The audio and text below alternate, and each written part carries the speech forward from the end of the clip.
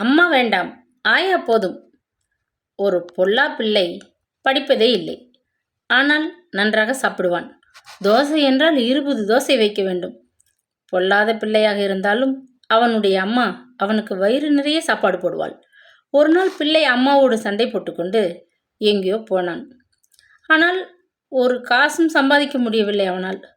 ஒரு நாளைக்கு 4 அணாவோ அல்லது 8 அணாவோ தான் கிடைத்தது. அந்த ஊரில் ஒரு ஆயா ஒரு சின்ன தோசை கடை நடத்தி கொண்டிருந்தாள். அவன் கொடுக்கும் காசுக்கு 1/4 தோசையோ அல்லது அரை தோசையோ தான் கிடைக்கும்.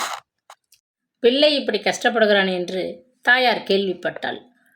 அவள் ஆயாவை பார்த்து அவளிடம் ரகசியமாக பணத்தை கொடுத்து, என் பிள்ளைக்கு அவன் வயிறு நிறைய தோசை கொடு என்றாள். அடுத்த நாளிலிருந்து ஆயா அவனுக்கு வயிறு நிறைய தோசை கொடுக்க ஆரம்பித்தாள். இது அம்மா செய்த ஏற்பாடு என்று தெரியாமல் பையன் அம்மா வேண்டாம், ஆயா போதும் என்று சொல்ல ஆரம்பித்தான். இது மாதிரிதான் இருக்கிறது நம்மில் பலர் செய்யும் காரியம் என்று சொன்னார் வில்லிவளம் கிருஷ்ணமாச்சாரியார் சென்னை நேரு நகரில் நிகழ்த்திய திருவாய்மொழி சொற்பொழிவின் போது. பல தெய்வங்களை வழிபடுகிறோம் நாம். அவற்றுக்கு பலன் கொடுக்கும் சக்தியை கொடுத்துள்ளதே பகவான்தான் என்பதை அறியாமல் இருக்கிறோம்.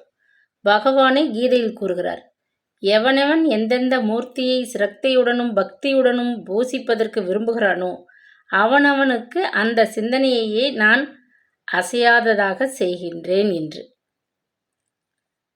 சத்தியாவந்தன மந்திரம் ஒன்று கூறுகிறது, ஆகாசத்திலிருந்து விழும் மழை எப்படி நதியாக மாறி கடைசியில் கடலை சென்று அடைகிறதோ அது மாதிரி எந்த தெய்வத்தை வேண்டிக் கொண்டாலும் அது கடைசியில் ஸ்ரீமன் நாராயணனைத்தான் போய் சேருகிறது என்று படித்ததில் பிடித்தது.